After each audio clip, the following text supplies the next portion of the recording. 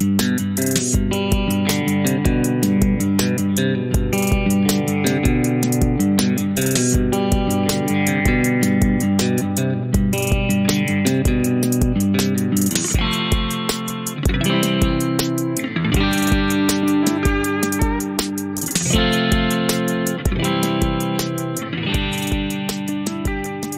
how's it going, mate?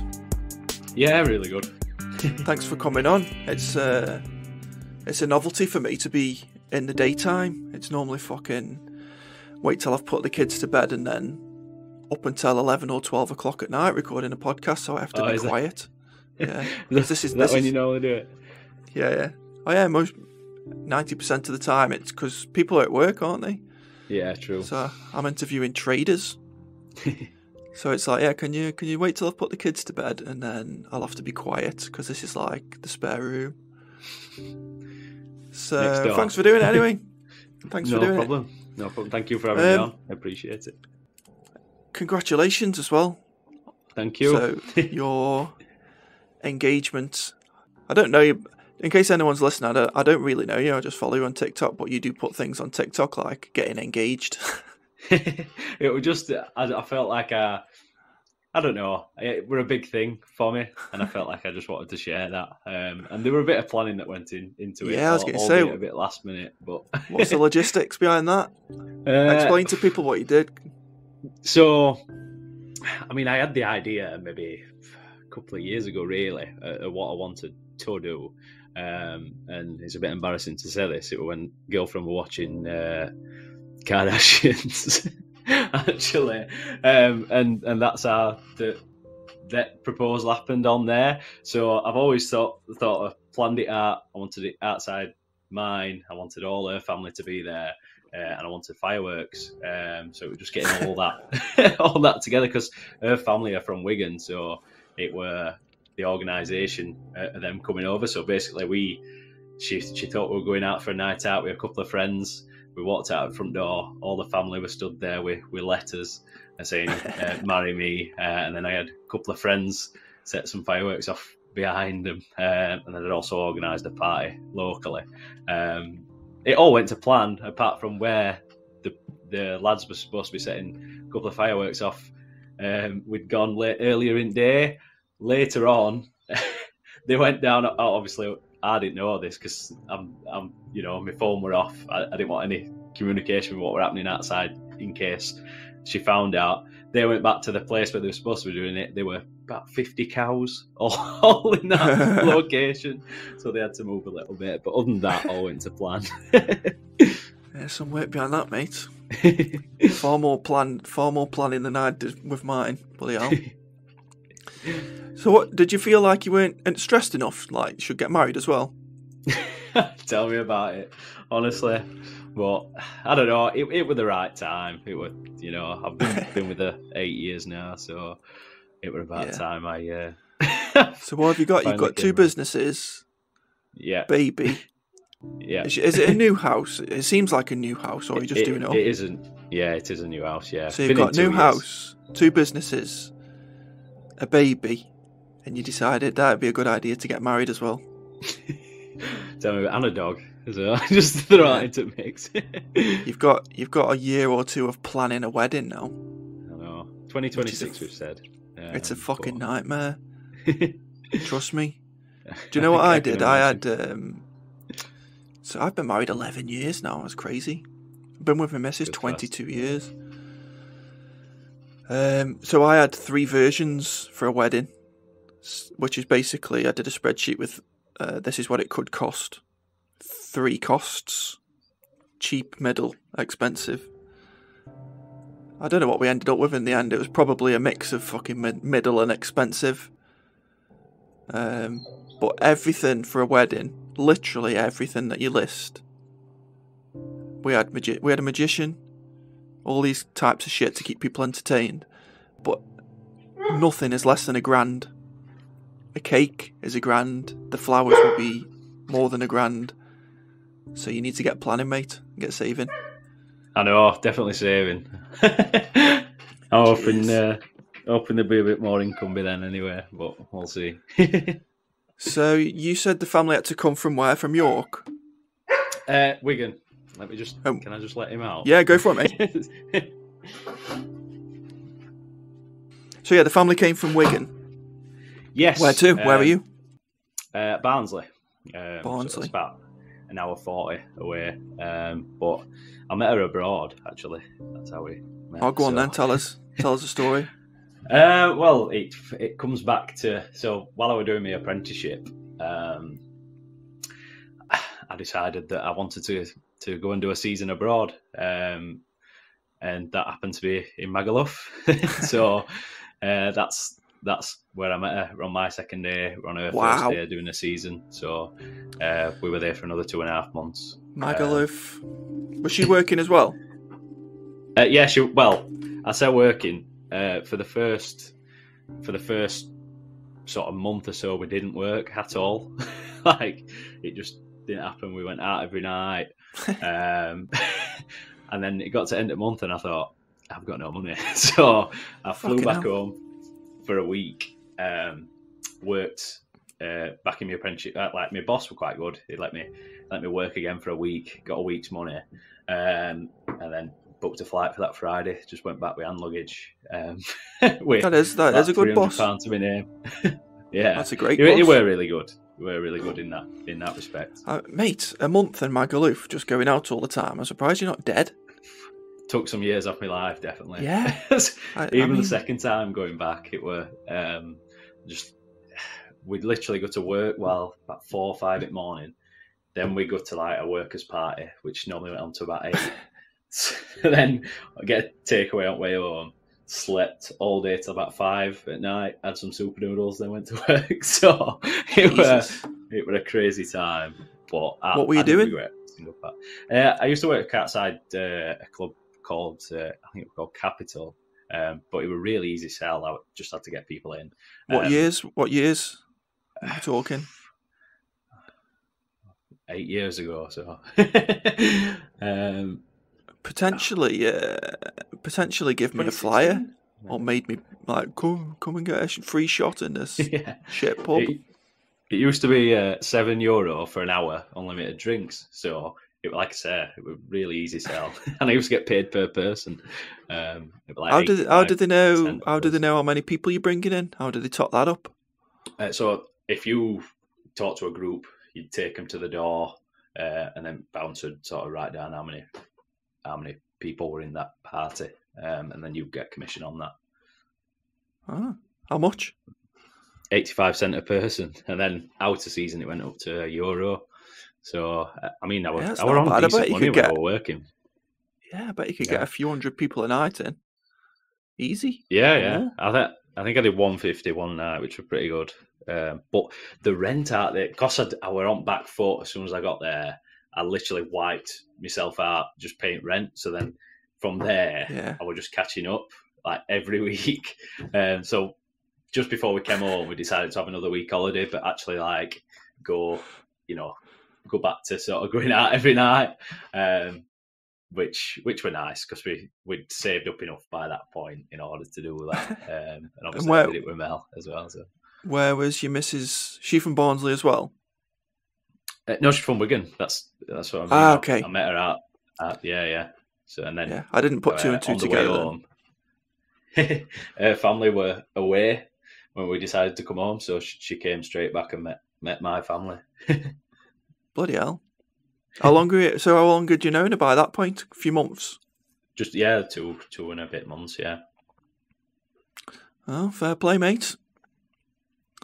So in Barnsley, we'll cover the businesses that you've got, because the real reason I was interested in you is your TradeHub business, which we'll get to.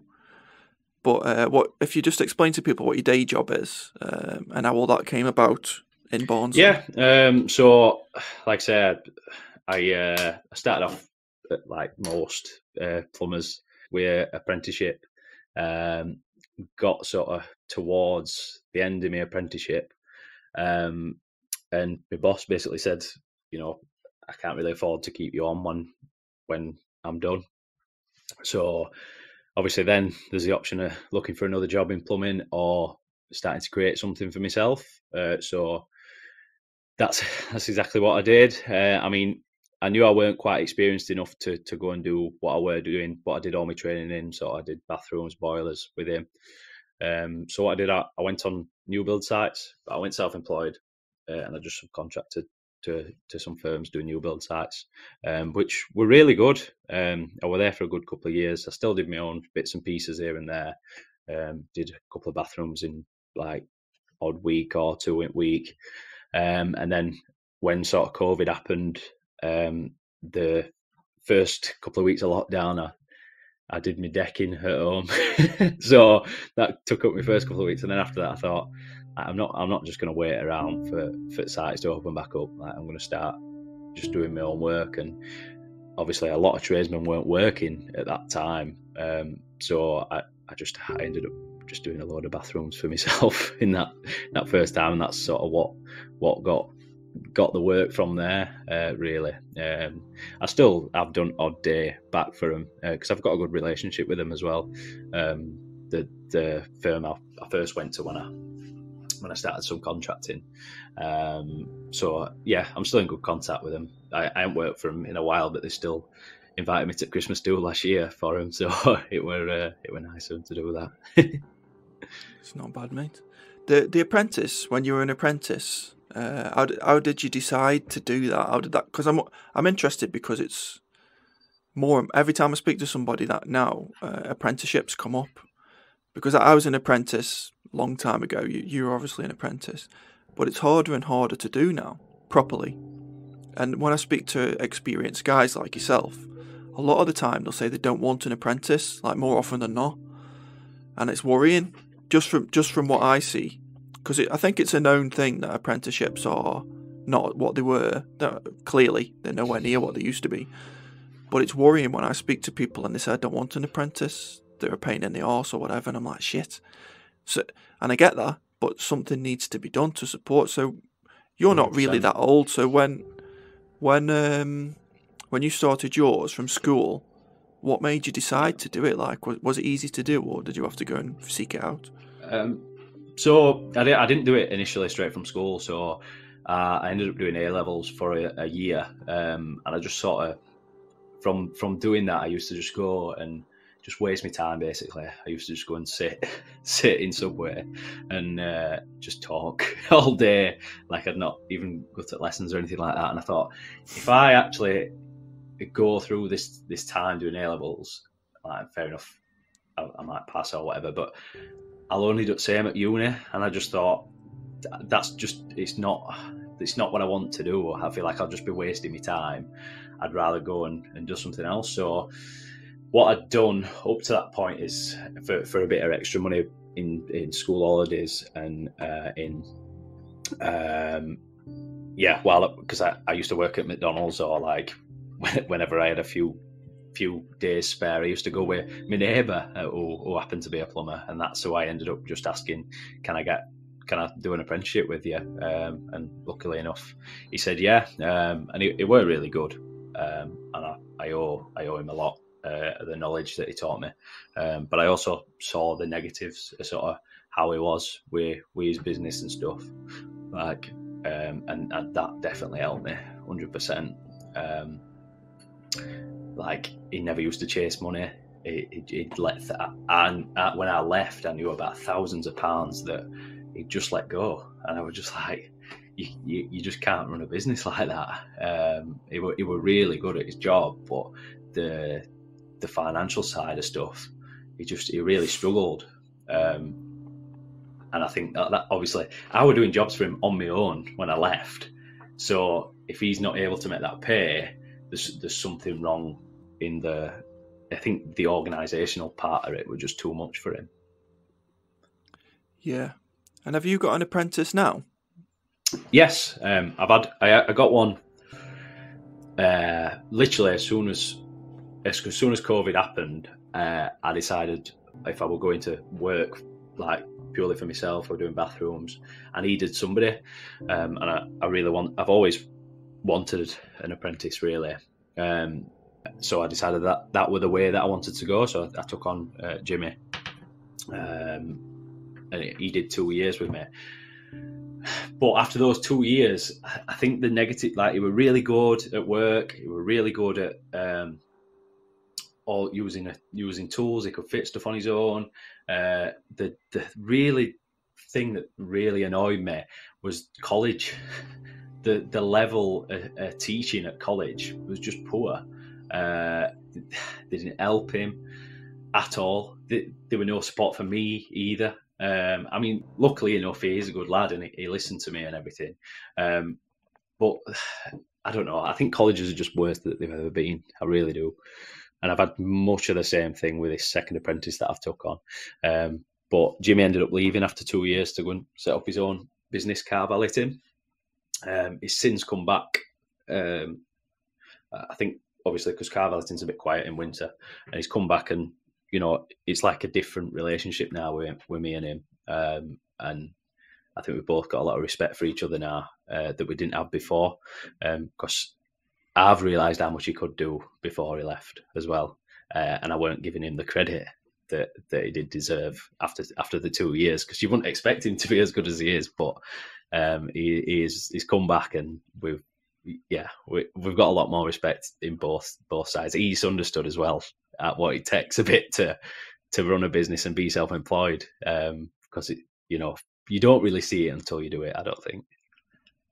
Yeah. Try and stay there where you are now, mate, for the microphone. Yeah. If you move, it kind of starts out, but just try and stay about that distance. So yeah, apprenticeships is really difficult because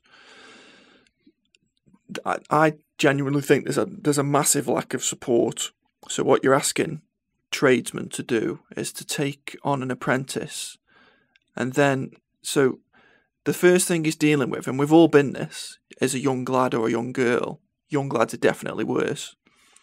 Who's just going to fuck about, not really be that interested. He's probably doing it because someone's made him, or he can't get a job anywhere else. He's not. Some of them will be super interested, but it's rare. They're doing it because 100%. They're young and they don't really know yet that is this what they're really interested in? Is this what I'm going to do? And you need to cut them some slack. But you're asking tradesmen to do that when actually it's costing them to do that. Do you know what I mean? You're asking them to take the risk of employing someone and actually paying them a wage when actually they may not be able to actually do the work. So you can't find enough work to actually pay the guy. Yeah, 100%. Because he's not contributing. So I think the government needs to get involved, and what we need to understand as young people, they won't be perfect. No. And they might mess around, and they are going to look at the phones and stuff. But until you can drill into them what it is to do whatever trade it is that you do, and this is how you work, the government needs to support with money. And I see loads of support. I mentioned it to someone the other day, like local councils, and there's plenty of people that work in local councils, and they've got nice offices, and there is money, but they don't spend the money on the businesses. Yeah. Yeah. So there's money around because they've got nice offices, company cars, nice jobs, very well paid, and they're called like mentors or the leader of, I don't know, whatever part of the council that they're in charge of for new businesses or certain trades. But no cash actually ever goes to businesses. No. It's very rare. You see the odd apply for this grant, but they're always like there's a million rules that need to be, like a million things that need to apply to your business to get any part of that money. So yeah. It's like they're making it impossible to even qualify for the cash. So I'd be surprised if anybody ever got it. So yeah, there's definitely money available. It just seems to me like they'd rather spend it on people who've got nice offices and nice salaries rather than get someone who knows what they're talking about to say, we need to give cash, cold hard cash, to pay for these apprentices. Yeah. Which will cut them some slack, so you don't have to rely on a small business or a tradesman taking all the risk. I think funding is a big part of it, 100%. But as well, another side of it that I think needs to sort of step up is as a tradesman, you've got no idea how to teach somebody who comes into your business, really. And a lot of feedback I've had from videos where I've I've taught Louis how to do something, because I've done a couple of those. So basically, how I do it with anybody who works for me is like a 3-step method. So they'll watch me first time do it. I'll talk them through exactly how to do it. Next step, they then relay that information back to me while doing it. So I can then step in and say, no, that's not quite right, correct them in certain areas, but they're still having that experience of fitting it. From that, then, that third step is letting them do it themselves. I can still be there, I can still be close, but they've then had it three times. So it works really well on sites. It's a bit more tough sort of when you've got a gap between the two. So say you're fitting a toilet one day, then you fit a toilet next week. That second step you can sort of repeat as many times as you think is necessary. But eventually, them teaching you, they're going to know it inside and out as well. But that is something that I do really think is lacking when, as an employer, you go to a college, you've got an apprentice, they never teach you how to teach them. And a lot of the feedback I have had on them videos, like I say, is that the bosses aren't letting them do stuff. It's just basically a labourer, which I don't think is through fault of either the apprentice or the employer. It's through the fault of the college not sort of showing their boss how to teach. It's not something that you know when you take somebody. But I think that comes down to, again, you're then asking the business to take a risk, to spend time teaching someone to do something rather than someone doing something for them that actually makes them money. So if they can use an apprentice to do something, even if it's something simple that makes them money, they'd rather do that. And then the apprentice is learning by experience then, rather than being taught. So it depends how much into it he is then, or she is. Yeah, it depends. Obviously, if you can teach them one thing, and how I imagine it is, so you teach them how to fit a radiator. It is a really big problem on site that I found, is that lads who've got apprentices just literally teach them to fit radiators, and then that's it. So they're going to an house, and then they do either 10 mils on first fix, just straight down middle to radiator, or they'll fit radiators all day, every day. I had a lad who I worked with a little bit, and he were in his 4th year, and that's all he knew how to do. Just because that's all he did, day in, day out. Really good at fitting radiators, but he didn't know the job. He didn't know how to do it. But how I look at it is, if my apprentice knows how to fit radiators, and he knows how to fit toilets, and he knows how to fit baths, I can then send him to a job, and it can do that for me. So the quicker that you actually get them, the quicker they learn everything, the quicker they can make you money. So, I mean, first year is all about development, learning tools, knowing your products, that kind of thing. And then as soon as I get into second year, which is what Louis is coming up to now, I'm literally showing him every time I fit something. If I've got 2 toilets to fit in an house, I'll make sure that he fits at least one of them, and just talks me through it. Because at the end of the day, it's going to benefit me quicker. You're in the minority there, mate. I know, but I think a lot of it's down to the support, and sort of, if you break it down to tradesmen and they can sort of see the benefit, that's when they'll start to adopt it. If it's just sort of words, and they're not physically seeing it, nobody does.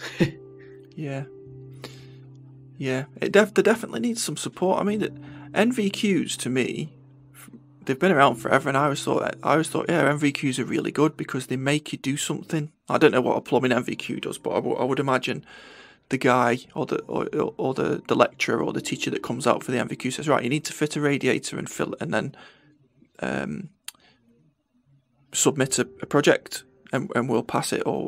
And then another part of it might be, you need to do this on a boiler, or you need to do that on a bathroom. So they end up touching everything, and the workplace lets them do those things as like projects at work. I don't think that's happening. I just think they're just bumbling through the MVQs, making sure they pass them. Boxes. Yeah. Yeah. So they're not really learning anything.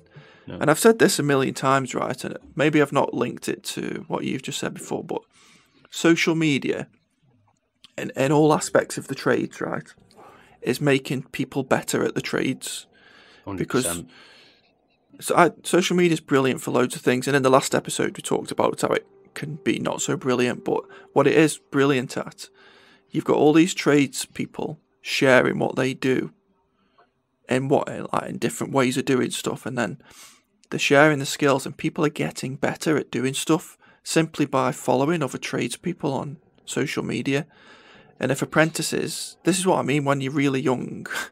Not many people when they're really young say, right, I'm an apprentice plumber and I'm going to be a real geek about it.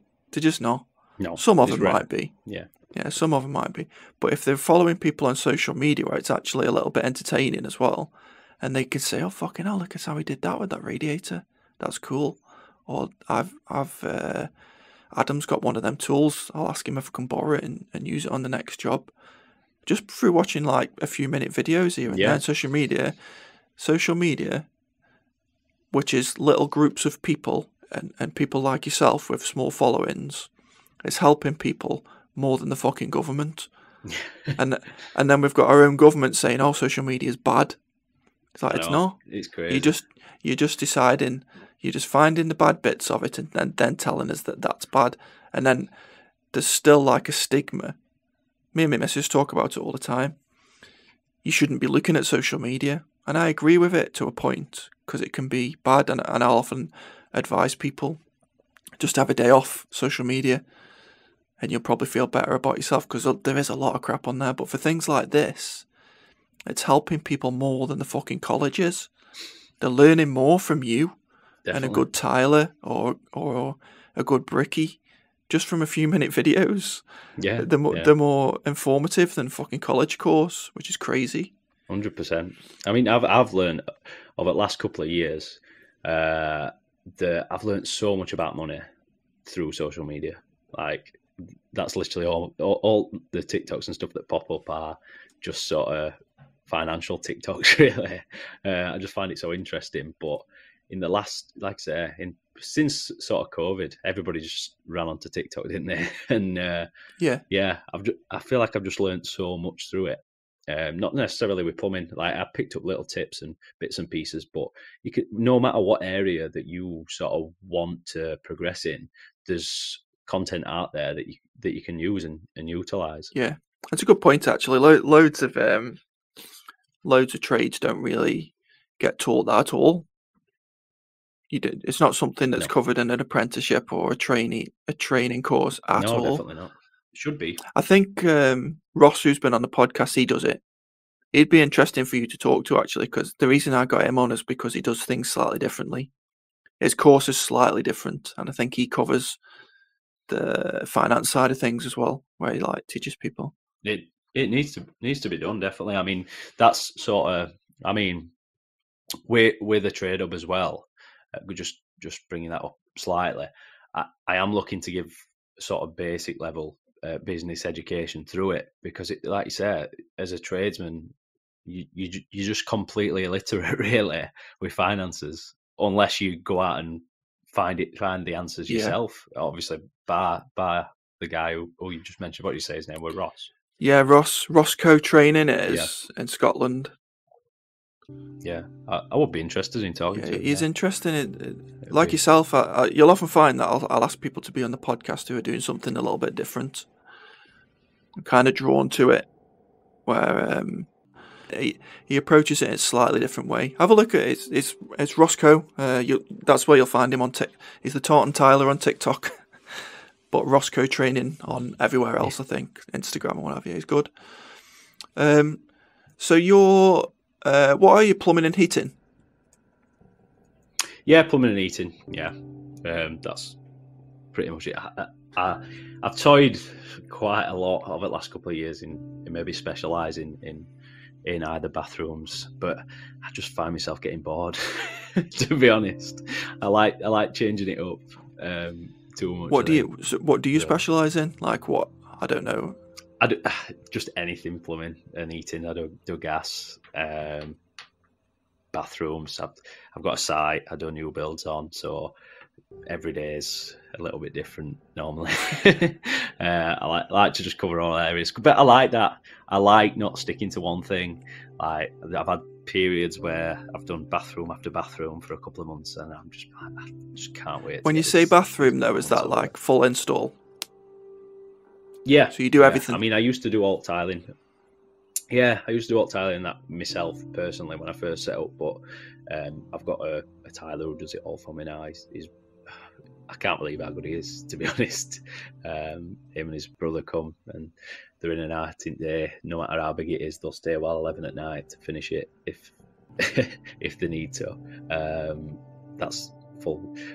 So normally just most bathrooms in my area just sort of like 20 meters squared.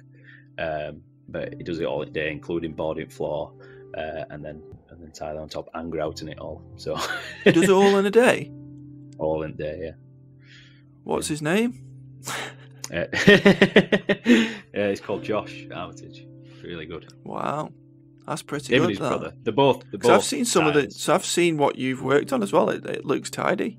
Yeah. He does a full bathroom in a day. Jesus. I know. Not bad. I did use other lads before. He is expensive, obviously, but other lads have charged me the same, but it'd take them 2 days. So I just think, why would I pay them when I can pay him that, and it's even better most of the time in the quality. It's come up before on the podcast. I'd rather stick with someone knowing that they're a little bit more expensive, but I can trust them. Yeah, 100%. Less maintenance. But I've seen you do all sorts, right? So I don't know if it's your own house. I say this is just social media for you. I don't really know you. But I've seen you do literally tiling, fucking... what? I don't even know what you call it. Whatever you did in the kids' bedroom. What's that called? Oh, yeah. Like paneling. Yeah. So, but you try and stick to plumbing and heating, but you like to turn your hand to anything if the customer asks. Yeah, pretty much. It's just... I feel like when you know one trade, though, it's very easy to sort of learn the others. It's only sort of knowing how to use tools. Yeah, I think it's being good with your hands in it. Yeah. But I don't know. Tiling, let's say you're a plumber, tiling isn't necessarily easy. So when you did that tiling in your bathroom, I would imagine that you can't just pick up something like that. And vice versa, you can't just pick up plumbing if you're a tiler. To be honest, the tiling side of stuff, I did that as an apprentice as well. Because my boss used to do it all. So I did sort of pick that up over 4 years. I was doing my apprenticeship from him. And then, like I say, when I first started doing bathrooms, I literally did them all. But I just found it was taking me too long. And that's sort of why I got sort of rid of it. But it was just... Yeah.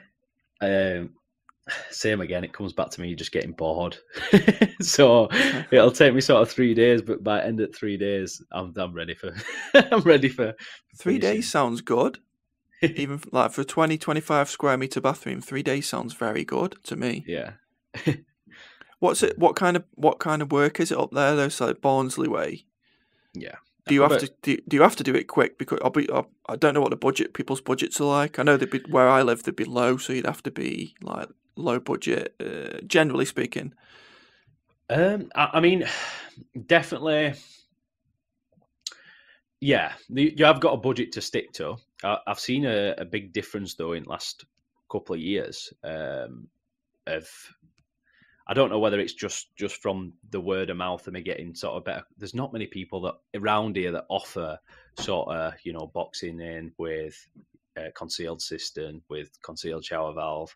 Like, I feel like a lot of plumbers and bathroom fitters near me like to stick to the basics, which will obviously win them cheaper end jobs. But from sort of, I mean, I ain't done much marketing, but from like photos I've just put on Facebook and Instagram and stuff, I feel like I did definitely get my name out there for being that guy who in the area that sort of do that kind of stuff for people, and that started getting me a lot of work. But I just stopped posting on Instagram sort of last year because it just got too. I didn't have the lads. I've been trying to get another lad for somebody who were fully qualified for over a year now, and it's just actually poaching them. It's just proving to be really difficult. How many do you have employees? Obviously, I've got my apprentice, and I've got Jimmy, who now subcontracts to me pretty much 5 days a week, and then I use a few subbies here and there, but I don't have anybody who works for me full time other than my apprentice. And advertising wise, so you weren't specifically advertising, but was Instagram getting you all the work? It were mainly, to be honest, I think it were the work. Just sort of, I've never actually advertised, like I say. Only things that ever got Instagram a little bit, but when I was younger, I just used to accept anyone on Facebook. So I ended up with about 3,000 friends in my area. So having 3,000 people that can just view your stuff is pretty good, really. Although I don't get to see, I don't use Facebook at all now for anything else other than messaging. But yeah, it was definitely that sort of got my name out, and I don't regret accepting them people now either. Yeah. So is that how you built up your reputation? So this is what social media, I think. So it's not just the trades. Customers obviously see it, and they're seeing higher end finishes, and they're thinking, "Oh, I didn't realise that was possible." In Barnsley or in Stoke. So is that where you're building a reputation? I've said this multiple times on the podcast, that you build your own reputation on social media. Yeah, 100%. It did initially. To be honest, though, like the reason I stopped posting so much on Facebook and Instagram were you did get a lot of people, especially in my area, wanting the world for no money. So like I'd find I'd find a lot of people that'd get me out to quote it, and then they'd be like, "What? How much?" And I'd be like, "Well, it's just how much it costs. I can do you a basic bathroom for a lot less if that's really what you want." And I have done a couple of them from doing that, but from now, really, all my bathrooms are just purely word of mouth. Like if somebody's recommended me, I'll go and price it. The new build site I've got just keeps me busy, and like if I'm too busy, I can send Jimmy and Louis together. They're happy enough on there now. So that just keeps me ticking over, and then any other jobs that come in, like I say, just word of mouth. I am really appreciative of the guy taking a chance on me for this site sort of thing. That's brilliant, mate. It were good of him. So you are active on social media to the point where you've put your getting engaged on social media, which is great. I wouldn't do that, but obviously it's important to you, or there's something about it with you where you don't mind sharing and actually being very social with your followers. Yeah. What came first with social media? Did social media come first, or the TradeHub? And we'll get to the TradeHub in a minute, but did you start one to promote the other, or were you already doing things like that? I mean, social media sort of stuff. I mean, definitely content creation goes back to me to school. So I used to make videos on like YouTube to like games and stuff, and like I'd do like a bit of a scenario and a bit of acting, whatever, but just on the games. And then I stopped that in year 11. So it's always been something that I've enjoyed doing. Computer games? Yeah. So like I used to do like Minecraft videos and really Call of Duty and that kind of thing. Yeah. My 5-year-old keeps asking me if he can be a YouTuber on Roblox. With Roblox. Yeah. It was really good for getting the confidence as well, obviously.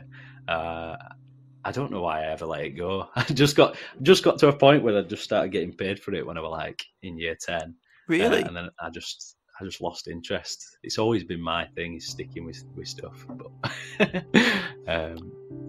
people make serious fucking money doing that, mate. They do. And then, like I say, a couple of years down the line, I just decided to. I did post a couple of videos first before I came up with idea for TradeHub. Nothing major, and then I had one that did really well. Got like, it was only a sort of 6-second clip, but it got like 450k views, and I thought, oh, this is all right. So from there, I started posting a little bit more, and it was around the same time I came up with idea for TradeHub. So I feel like from that point, I've always had a reason to post, and it's not been. I've never really wanted to be sort of an influencer or anything like that. I've definitely got I've just got a purpose behind posting. Do you know what I mean?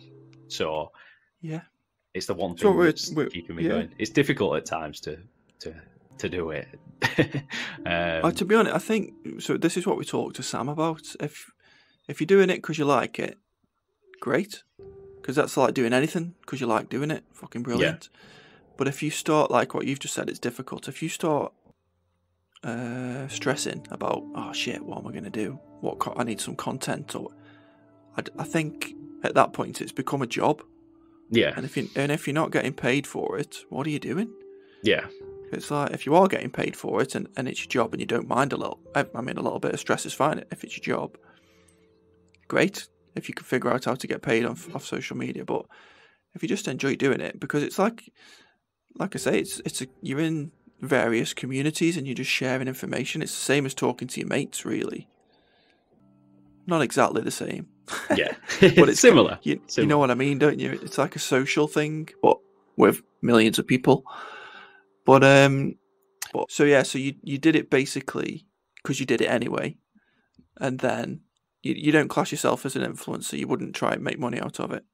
No, I mean, obviously you see people selling bits and pieces now on TikTok and stuff, and I don't know. I think for me now, my TikTok is all about building that community for the TradeHub, really, and I just don't want to dilute it with selling things. Like the products that I'm putting on, sort of the hidden gems and that, I actually do like, and I do believe in, and I don't just want to put them on there to sell. I never really want to make any money out of selling the products because I think it just dilutes the fact that I've put my name to it. Do you know what I mean? If I'm making money from it, then that's the reason I'm doing it. It's not. Yeah. So at the moment, right, the TikTok shop, it's a big thing that some people hate it. I personally don't like it. Not the shop. You know, the posts. The shop's fine. It's fine to have a shop. Yeah. Make some money. But the posts that people make, and I think the ones that people refer to as like, let's say it's you. You don't do this, but you'd be like, Adam, and one of your posts would be, hello, and it's obvious from the start you're going to try and sell me a fucking torch or whatever. Yeah. I would just flick straight past it. Yeah. But I think because that's quite new to this country, we're not in Asia. They're very used to seeing it, and it's very like QVC. We call it QVC. I don't even know if they know what QVC is, but we would call it QVC type selling. And I think sometimes it's not even QVC, because on QVC there'd be a presenter and they would be demoing the product and there'd be something to watch. I think sometimes here it's just literally someone just sitting there saying, and that's why people don't like it, because it's like you're clearly just trying to make some money from telling me a load of shit. Yeah, but definitely. I was watching one the other day with my little boy. So my other little one is 8 and he likes yo-yos. And there was a guy, and it's the first time I've ever sat and watched someone selling stuff basically on TikTok. And it made me realise that actually it's so new, it will find its feet. It'll find a balance somewhere where it'll still exist, but it'll be different than what it is now. And this guy was selling yo-yos, but he was actually really good. And he was he was playing with the yo-yos, and he did a little bit of a competition where he gave away a yo-yo, and he was answering people's questions. And I was like, do you know what? This is getting closer to being acceptable. Yeah. because if you don't like yo-yos, you just flick straight past it. It probably wouldn't even fucking show it to you. No. But me and my little boy watched it for ages, and we didn't buy anything. It was just informative, just entertainment as well. Yeah. So I don't mind that, and he was selling stuff while he was on as well, because it was his shop. So I don't mind that as much. And that's what I mean. I don't have an issue with anybody making money from social media. So like you were saying, I would never do that. If you did, I don't think there's any problem with it, because you've created a community, you've got a following. You genuinely know what these products are because you've used them and you like them. If you make some money from that, that's not a problem. I just, for me though, it's more of, with the TradeHub, I don't want it to be sort of pay to get on Hidden Gems. Yeah. Like, I want it Why to not? be, I want it to be honest, and I want it to be sort of a product that I do think is good. And if I'm getting paid to put it on, it is sort of pay to get on there, isn't it? Do you know what I mean? Yeah, to be honest, what you do as well, because just so everyone knows, the reason that I come across Adam was because he used the product that I sell. I had no idea who he was. He just used the product. I don't even know where he saw it to buy it from. And then made a video. And obviously because TikTok ended up showing me that video, and I was like, oh, it was a live stream actually, wasn't it? You were doing a live stream. Yeah, I was doing it on live. And he put it in. He's got a section of his website called Hidden Gems, where it might be a lesser known product or business or something that's lesser known, and he promotes it for free, basically, to say, I like this and I think it's cool, which is really nice, because a lot of places would actually charge you for that. And I think what you're doing, and what I've seen someone else, so I'm in a lot of tile groups, and I know the guy that runs the Tilers community tile group, and what he will do with companies is, and it's a little bit like what you're doing, he'll say, yeah, you can advertise, but we're not just going to let anyone advertise. Sometimes he puts it to a vote with the members, but then he'll say, right, you need to send me everything that you will give back to this group. And then, so it depends how big the company is. But me, for example, I would say I'll give everyone a discount on grout. But a bigger company might be able to say, we will do X number of training days throughout the year. We'll give free products and whatever to the members of this group. And I think that's a little bit like what you're doing, even though you didn't make me give you a discount code. Do you know what I mean? It's kind of you're giving back to people rather than making money for yourself. That's 100% angle I'm wanting to sort of go down. Like, I'm in some talks with a couple of bigger companies now, and at the start, sort of what I'm the plan is at the moment is to set up a cash account at those two big companies, and basically I'll do product promos, something that I believe in, something that I'd use anyway. I'll then offer a discount for that first month from that particular place, as long as they can prove they're a TradeHub member. They can go in there, show they're a TradeHub member, and get that product at my promotional terms for that month.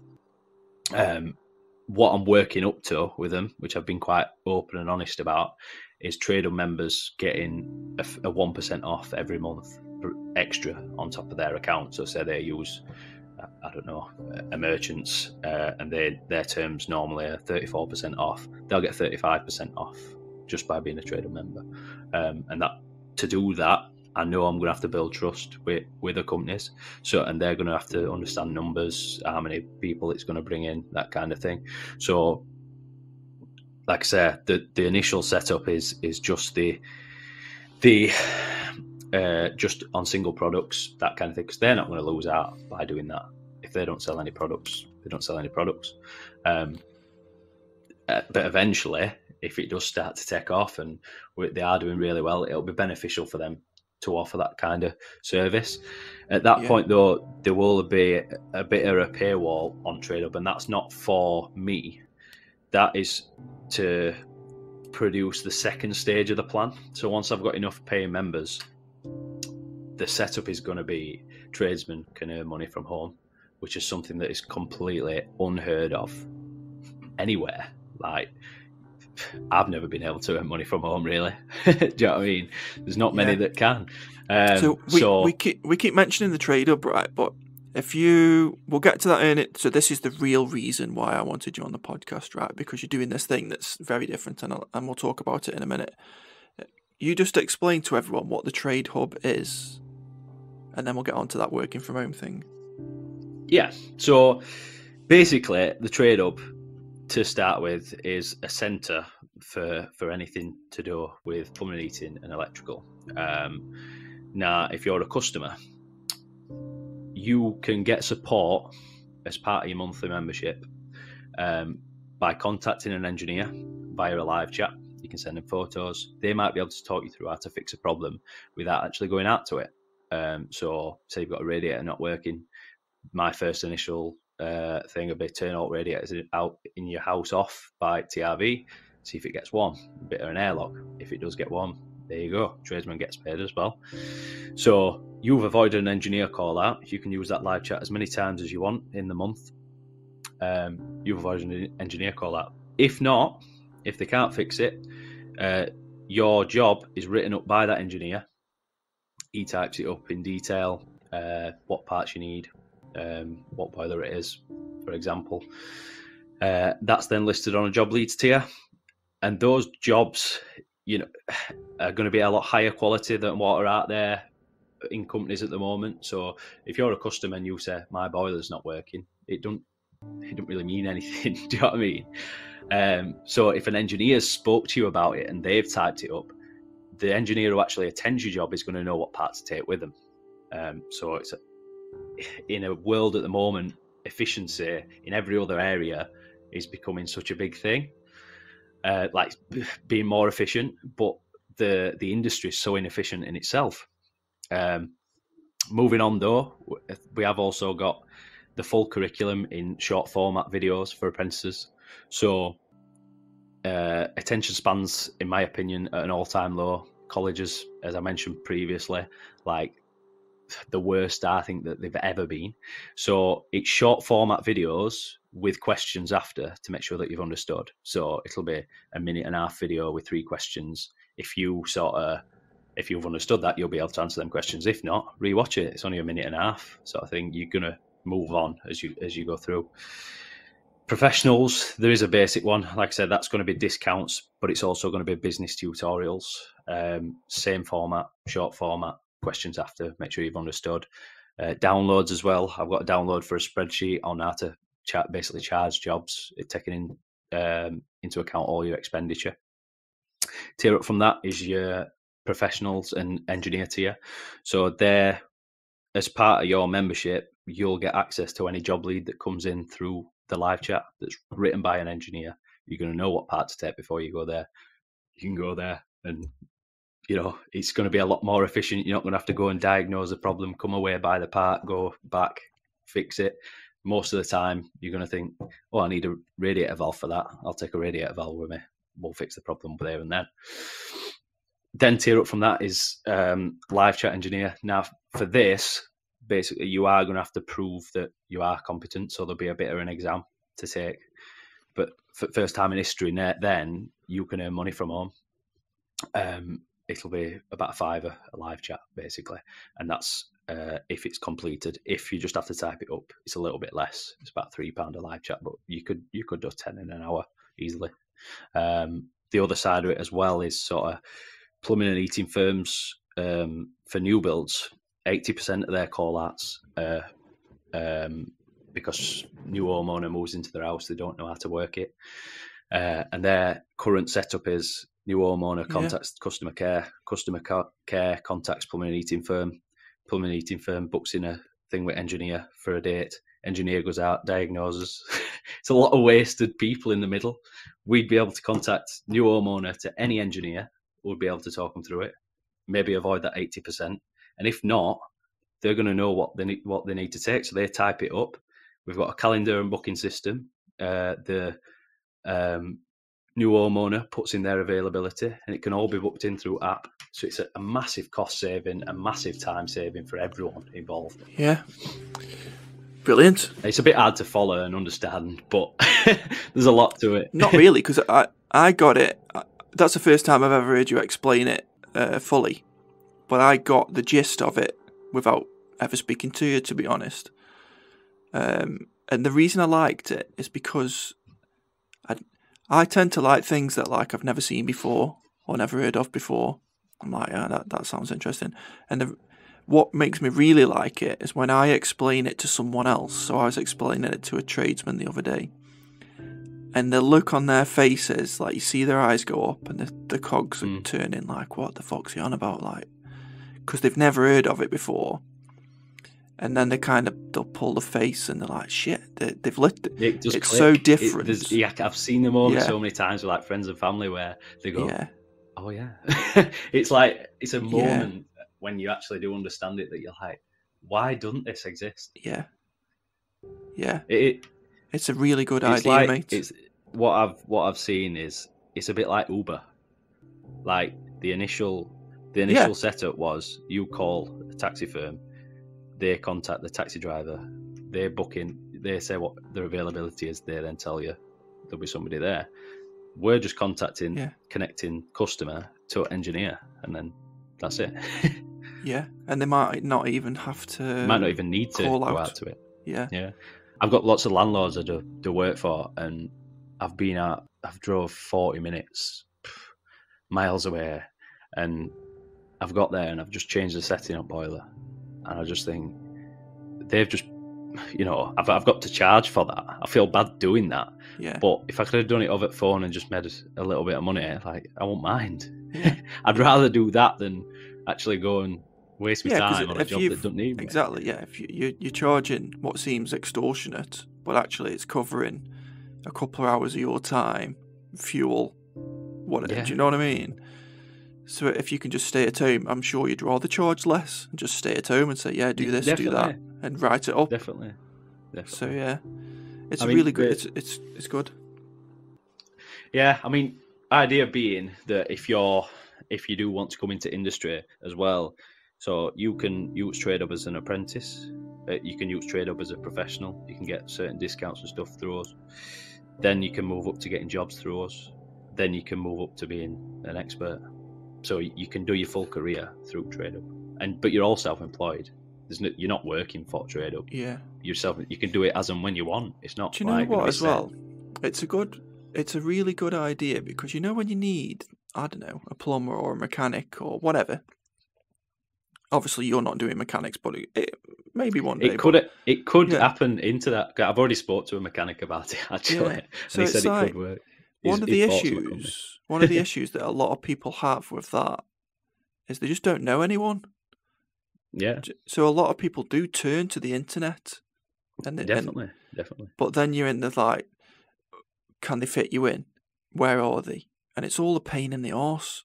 So if there's one place, like one hub, the TradeHub, where you can say, I know somebody will be available, even if it's only via chat for now.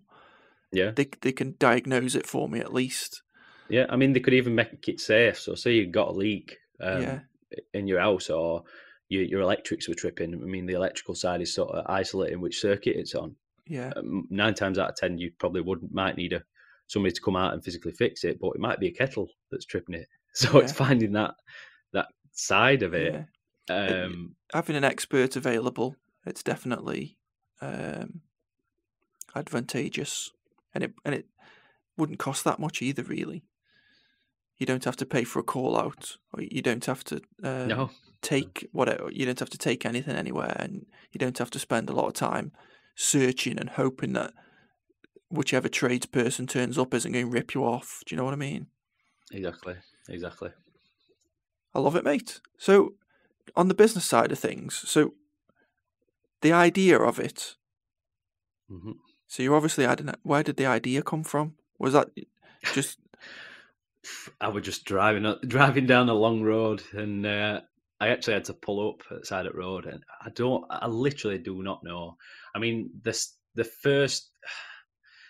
initial part of it was like what really annoyed me with the college with Jimmy, and I was just like, they're just so bad. But in all honesty, I don't think it's the college's fault.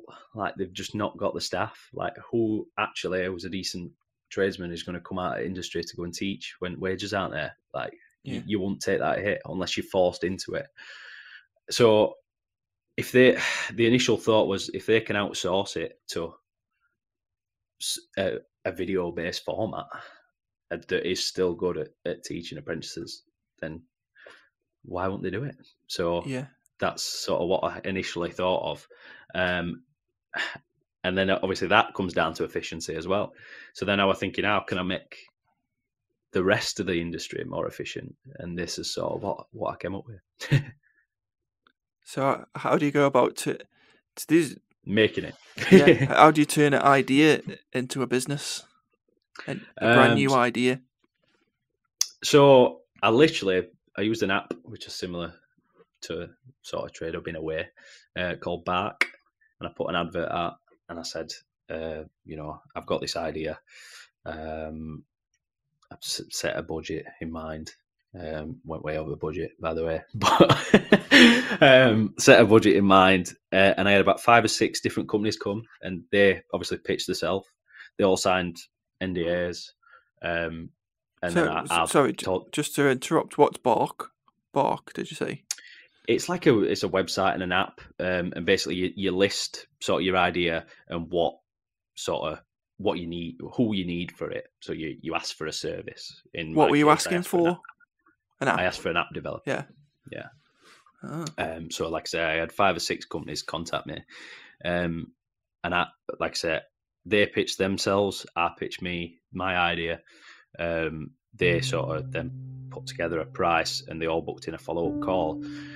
The one that made me decide with who I eventually went with was they remembered and they understood the idea from day one. And I thought, you've just basically sold my idea back to me and you've understood it. So I thought, I can't go with anybody else. The others were sort of asking questions again, and I just thought, I don't want that. I want somebody who understands what I'm wanting to do first time and they can put it into action. So that's what I went with. That was last August. So it's not even that long ago. Yeah, not really, for developing a business like that. Yeah, you've done loads since then, mate.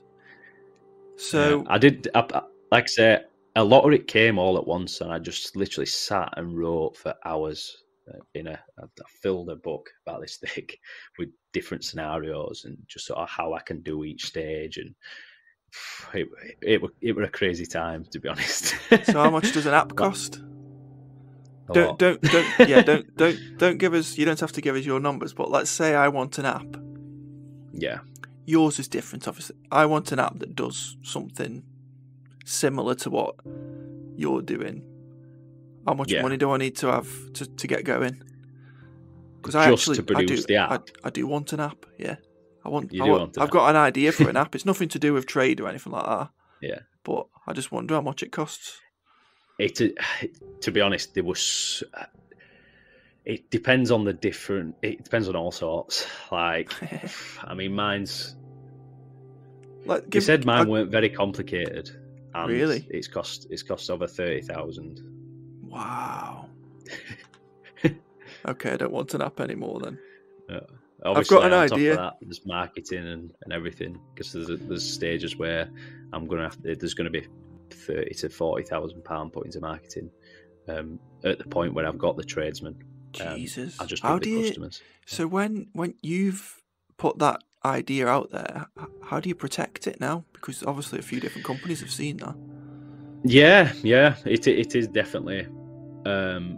It's a tough thing. I mean, the problem is it's difficult to trademark anything like that because there's so many different things they could take from it. You can't trademark an idea. No. So my plan is, obviously, it's so close now to prototype stage, so I could trademark it. But I don't think that's the route that I want to go down. I want to build it on a quality. Like, somebody might copy it, but I don't think they'll do it as good as me. Simple as. I don't think they'll have everything sort of that I will be offering. And obviously I've got first mover advantage as well. So that's kind of what I'm banking on. I mean, there's not really anything out there to stop me doing it as well. Do you know what I mean? That I like the name. Yeah. People will remember the TradeHub. So it's a risk. It's a risk. I say to people quite often, it's like, because obviously I sell a product that's quite unique as well, and people are like, oh, we could easily copy it. And I'm like, yeah, I'm sure they could, but they're not me. They're not me. So it's like, it's the product to me is obviously important, and your product is your app. But as important, if not more important, is the customer service. Yeah. And the people behind it. So it's like, you can copy all you want, but you're not me. So good luck. Exactly. And like, end of the day, people who copy it as well, it'll always not be their idea. It'll always be, if you change something, they might have to change it to match you. Do you know what I mean? Whereas they'll always be chasing your heels. Well, the passion isn't there, is it? No, it's not. It's not. It's They'll like always think, "Oh, I stole this idea off somebody." Well, they won't be thinking that, but the ones that copy, generally, they're more worried about sales than the business. So you're attached to your thing, and I'm attached to my thing. Genuinely invested in it, not money wise, not money. Invested in it personally. So it's like, and that shows. People will know your knowledge, the way that you work on it. You probably work 24 hours a day on it. The person that's copying or attempting to copy won't do that. They'll try and they'll probably have money, but they'll try and employ someone to compete with you, and the person that they employ cares even less than they fucking do, because they're just an employee. So they won't be able to compete with you. They can throw as much money as they want at it, and they might get some success, but they'll never have the passion. Yeah, 100%. So 100%. With that in mind, funding. Is it all your money? Did you get any investors? No. So up to now, I've sold about 10% of the company to raise a bit of money. I put a lot into it myself, but we're done now for sort of initial round of fundraising. There will be another round. Just sort of, like I say, the reason I mentioned previously, I'm introducing that paywall for the discounts and for a few tutorials, that kind of thing. The reason behind that is to make it look more appealing to investors. So basically, what I'm doing for the next stage is raising money purely for marketing. And so how it's going to work is, I'll market it once I've got so many members who can answer live chats. They'll get that live chat scenario free of charge as an engineer for that first month. At that point, there's going to be £30,000 to £40,000, as I mentioned, put into marketing purely to the customer side of it. So customers will be coming on, contacting those live chat engineers who've got this completely free of charge for that month. So I'm going to have to pay them all that money out of a pot of money as well, for each individual live chat. I've lost my train of thought now. It's gone. Funding. I can imagine it being the type of thing where, and I think at some point you might be a bit conflicted as to what to do, because this is such a new, it's tech basically. Yeah. It's not plumbing and it's not electronic. No. The investors that you'll be attracting are tech, because you're streamlining an industry by using a little bit like what you said, a little bit like Uber. You're using technology to streamline and improve whatever industry it may be. In your case, at the moment, plumbing and electronics. You're going to attract big people who are used to throwing money at shit, huge amounts of money. So you'll probably be conflicted at some stage, because they might say, listen, we'll give you X amount of money. What are you going to do? And it's like, at that point, you're going to have to decide, I'm pretty certain, how much control you hand over to someone else. Yeah. Or how much say. I mean, at the moment, sort of my ambition is to get to a point, at least in the UK, where TradeHub is the go-to place for anything to do with plumbing or electrical. I mean, it does work anywhere in the world as well, and I've always got that in back of my mind. at the moment for it, the sky literally is limit. Like it could work anyway. You could have Spanish engineers, Spanish customers, Italian engineers, Italian customers. It literally works anywhere because everybody's working for themselves anyway, just utilizing the software. For me, I at least want to get it to a point where I know it's working in UK. Like that's my number one goal. I'm not saying I'll never sell out for an amount of money, but I want to get it to that point minimum before I do that. Brilliant, mate. What about employees? What kind of, when it's up and running, let's say it's up and running and you've got 5,000 trades signed up, possibly more, obviously, let's say 5,000. What kind of employees will you need? Like what work needs doing? Will it just be maintaining the app? Maintaining the app, but obviously we're going to have some form of customer service as well for any problems, that kind of thing. There's also going to be a lot of the live chats are going to be monitored, so we're going to have staff doing that, depending on what scale we get to, obviously. How many plumbers are there in the UK? I know for a fact there's 120,000 gas engineers at the moment. Jesus. That's going to drop down to it's going to drop down to 40,000 in the next 10 years, which is scary. So everybody's going to get triple the amount of work, which is another reason to streamline the setup. Wow. 120,000 to 40,000. That's crazy. I bet his other trades aren't too dissimilar to that. Yeah, 100%. Like, there's nobody coming into the industry because it's not appealing to people.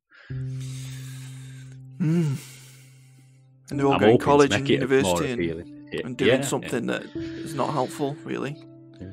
I'm hoping that the short format video thing makes it a bit more appealing to them because, like I say, attention span's not there. If I were had my time again and I could learn a trade, the theory side anyway, by watching videos, I would do. I'd rather not go to college and do it. I think you do have to do some physical. It's like a supplemental thing. Oh yeah, I know the physical side and the actual doing stuff will have to be learned through working with someone. But the theory side of stuff, which is really important at the moment, I don't think is taught whatsoever. Like it's not. It's literally like you said earlier, just to tick boxes. Like when I took my exam, what were it, 8-9 years ago now, there were tutors sat in there, and if anybody didn't know, like luckily enough, my boss was really good and he taught me through it as we went through. But lads who didn't have that, he told them answer while we were sat in room. So I was just like, it's not really benefiting anybody. You're not teaching. Yeah, there's a lot of that. I was an apprentice engineer, and there's different ways of learning, right? So there's the paperwork side of things, and then the hands-on. And there was a lot of lads who were really good hands-on, like on a milling machine and a lathe and using the tools and whatever, but they were fucking useless at the work side of things. Yeah. And I remember it was one of like the final projects, and I was just like, it was a good course actually because everyone got on, and it was like full time. It was part of your apprenticeship, but it was full time at college, so you went 5 days a week, and it was coming towards the end of the year, and I just gave my project work to a few of the lads because they'd done nothing, but they were all really good on like the lathes and the hands-on type of stuff, so they've been helping me with that. Yeah. So I just gave them my work and just said, fuck it, just go and copy this. And they just disappeared for half a day and copied my work. I was like, I don't really care. Yeah. As long as everyone passes, it's like no one's getting any fucking medals. Yeah. It's just we all get wages. If we pass, we get an actual job. So yeah. But yeah, that's how easy it can be. It can. They shouldn't have passed really because they didn't have a fucking clue. Yeah. The setup's wrong though. Like the full setup's wrong. They're not taught. People aren't anymore, even in school. You're not taught to know things. You're taught to pass exams. That's just be all and end all of it, and it's so wrong. It's school in general. I always mention this. School in general blows my mind because it's like some kids can do well in that environment, and some kids can't. Yeah. And I think they need to concentrate more on. Maybe they do, but I don't think they do. They need to concentrate more on figuring out, right, which kids are okay in this environment and which kids aren't okay in this environment. The environment being a fucking classroom with 30 kids and one teacher. Because some kids just can't do it. They can't. No, it's tough. It depends what. So I think they should highlight and point, like, offer those types of kids different opportunities. And I saw, so Ross, the training guy that I talked about earlier, I saw him the other day putting something on LinkedIn asking school leavers, would any school leavers like to come to the training centre and learn? And I haven't spoken to him yet, and hopefully he's listening, because I was going to get in touch with him and say, don't ask, well, ask school leavers, brilliant, but go to the fucking school itself.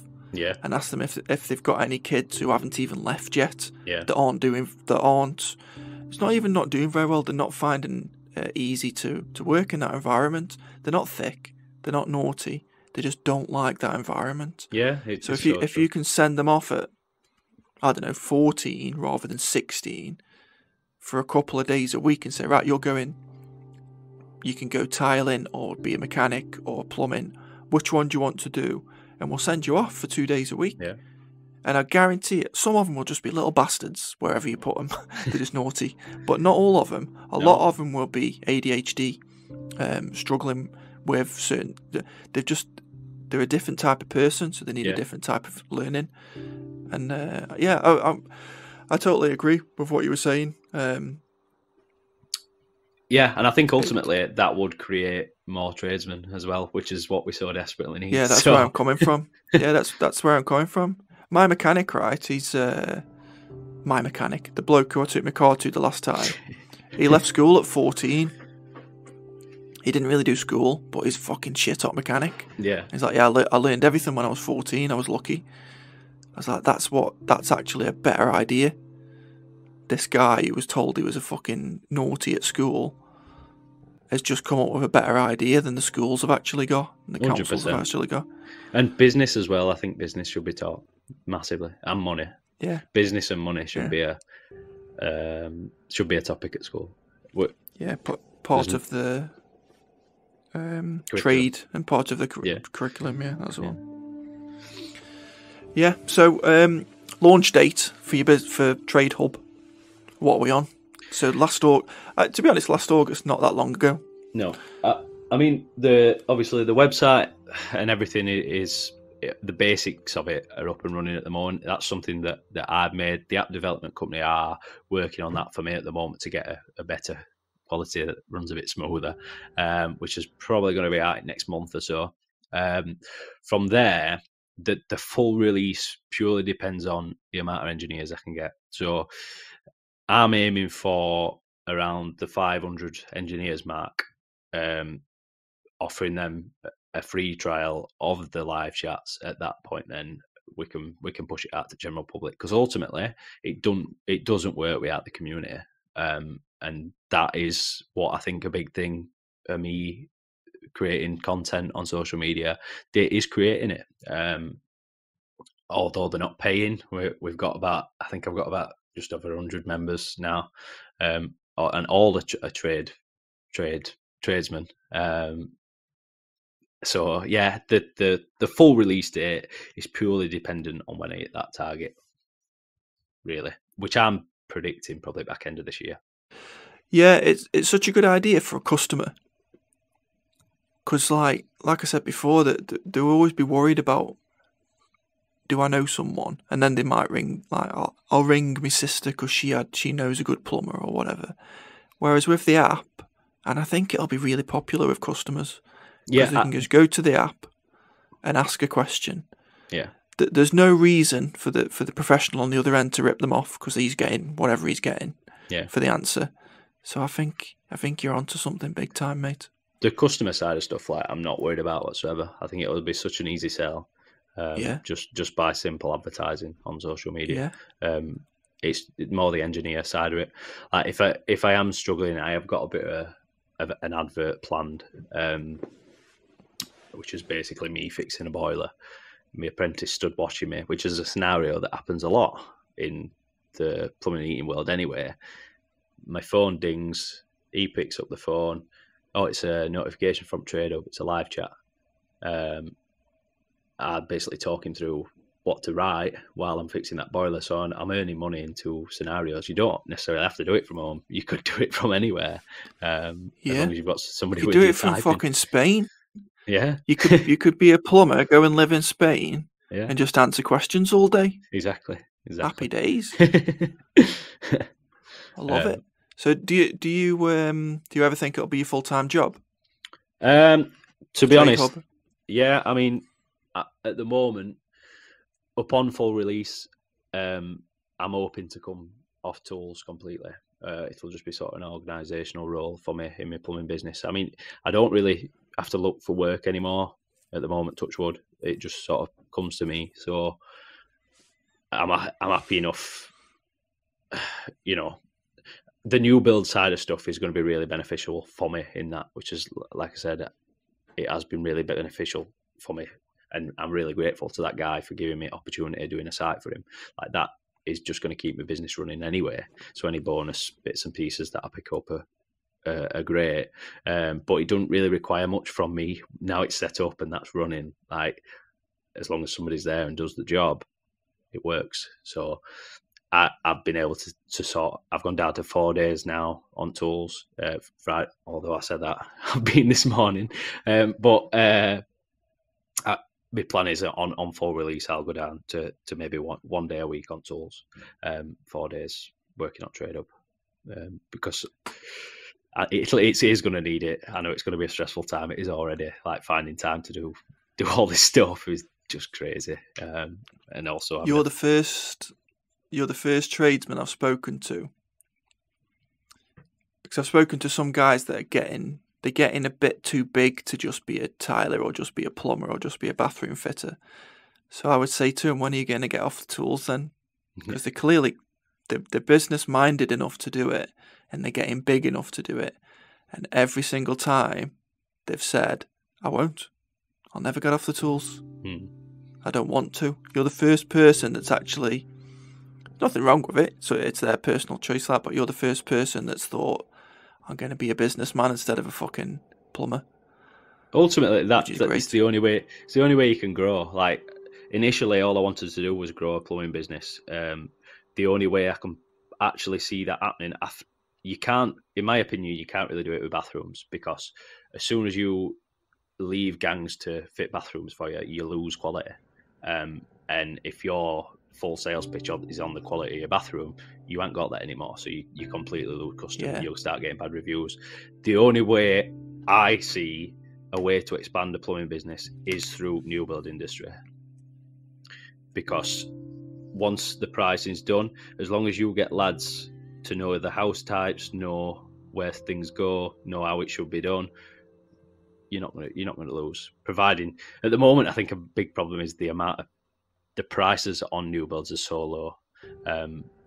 But I haven't really got any major outgoings. I ain't got an office. I ain't got staff to pay at the moment. So after I've done these sites for him, I'm just going to go into all big builders and say I can undercut whoever's doing your plumbing.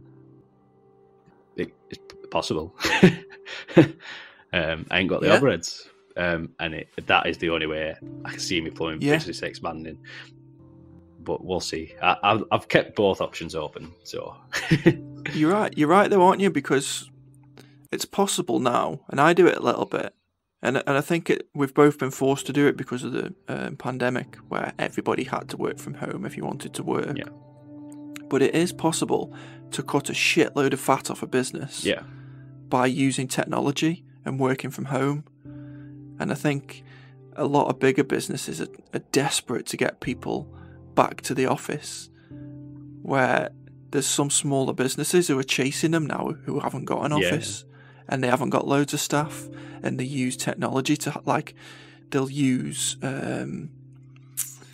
design software or online the online markets where you can actually hire someone, like the gig economy. You can hire someone to design you something fairly cheaply, Yeah. and they'll do it fairly quickly. Fiverr's brilliant. You don't have. You don't. Fiverr's a good example.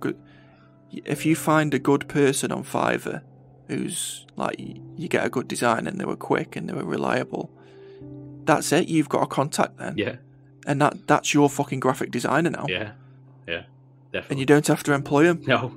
Yeah, exactly. So you cut a load of costs by working that way. So there's a lot of smaller companies moving really fucking quickly with very low overheads, catching everybody up. Yeah, I mean, so yeah, another side of it as well. If I do go sort of into the new build plumbing, I'll probably have best maintenance support there because I can just use TradeHub. Yeah. Brilliant, mate. So, end of this year for the TradeHub. Hopefully. What? The full release, hopefully. But we'll... Yeah. Future-wise, where... I think you've just explained it, to be honest, but where do you see yourself? As in, what do you see yourself doing? I'll always... To be honest, my girlfriend always says this to me, and she says, like, what is your goal? And I've just got just ambition to create, really. I mean, I set myself a target at the beginning of this year to sort of... I've since rethought about it, but I set myself a target to have 5 different businesses by end of 2023. I can't. Why? I don't know. I just love the creation part of it, to be honest. It's just like a passion. Jesus Christ. But I've since thought about it, and I thought TradeHub's going to be a bit harder than I thought. So I'm just concentrating on these 2 for now. But I think good idea. I think as I sort of move further on, and I will ultimately come up with something else, 100%. I know I will. Yeah. I'll always... To be fair, mate, I'm laughing at you. I'm not too dissimilar myself. I've got 2 things on the go at the moment. Neither of them really... I don't foresee either of them going away, but I need to make them make money as well. Yeah. Similar to you, really. Yeah. It's tough. It's tough. There's a lot of time that goes into them. It's just... I love it as well. Like... Yeah. People always said to me, have you got any hobbies or anything? But for me, like, I enjoy this side of stuff that much that it is my hobby. Yeah. Can't beat it, can you? No. That's what I had like what's the word? Like I had a mental crisis because Martin, when we did the podcast with Martin, he's got that many fucking hobbies that when I was researching him, it made me, for the first time ever, because I would always say to my missus, don't look at other people's social media because it's not real. Don't compare yourself to them. But I was comparing myself to Martin because I don't have any hobbies at all, and he had loads. Oh. But then my hobbies are my work. Yeah. And this podcast, I enjoy it. Yeah. If I can make them pay to pay the bills, I don't want to be rich. Don't care. But if they can pay the bills, I'll be fucking loving life. Yeah. Because I enjoy doing them. Yeah. I enjoy doing both of them. Like, people will say, I'll answer questions into the night. I don't recommend people do this, by the way, with work. I just enjoy it. I do enjoy it. I enjoy working. And people are like the customer service. So bear in mind, my company, the grout side of things, it's just me really in the UK. But the customer service is like as good, if not better, than some of the big companies. Yeah, definitely. It's because I enjoy doing it. Yeah, I love it. Yeah. I'm always available. So, and the podcast I think the podcast is my hobby. Yeah, 100%. Although to other people sometimes it don't look like an hobby, but an hobby for me is just something that you enjoy doing, and like you say, you enjoy doing a podcast, so that is your hobby. Yeah. It is your hobby. Yeah, I enjoy listening to people. I always have done though. People I used to find myself at work, so I used to work for companies, PLCs and boring shit. But I used to find myself in meetings with, say, a CEO or whatever, and he would drop in. He would just like drop in the conversation that he was in a band in the 60s, and they got in the charts. But you know what? Business meetings in general, they're like, especially senior people, they're in, do this, do that. I'm fucking gone. I'm too busy. And I'm like, what about your band? Yeah. I need to know. Interested, yeah. Yeah. Interesting people. So I used to find myself saying to myself, stop talking so much at work because you're just making yourself look stupid. Like you're talking too much about non-work related stuff. And what the podcast allowed me to do is, because all I am is interested, just interested. I'm interested in what you do in your app, and the podcast is allowing me to just talk to people for as long as I want. Yeah. I'm interested in how do you make an app? How much does it cost? Fucking great. If we're in the old work environment, you wouldn't tell me because you probably wouldn't tell me because it's work environment. You're like confidential. You wouldn't want to tell me, but yeah, it's just given me the opportunity to listen. And what's great about it is it gives the listeners, they can relate with you maybe, so they can say, oh yeah, I do that. I've got an idea for an app, and you'll find that after the podcast, people might contact you to say, how'd you do it? Yeah, more people listen than you think. So yeah, as long as it can pay for itself, which it actually doesn't. So it's a good opportunity, actually. So this podcast, here comes an advert for anyone listening. It does cost money to run. There's monthly fees for hosting and this software that we're using now, equipment and all that shit. So I've set up a Patreon. So if you just search for Don't Touch the Cat Patreon, you're able to support. So if you would buy me or Adam a pint or a coffee, this podcast is free to listen to. You can buy us a pint, just go to the Patreon and subscribe or pay for the podcast. If you think it's worth listening to, pay for it. The flip side of it is you don't have to pay for it. It's free. So if you can't pay for it, if you don't want to, don't worry about it. But if you think you can, please consider paying for the podcast. And that was the advert.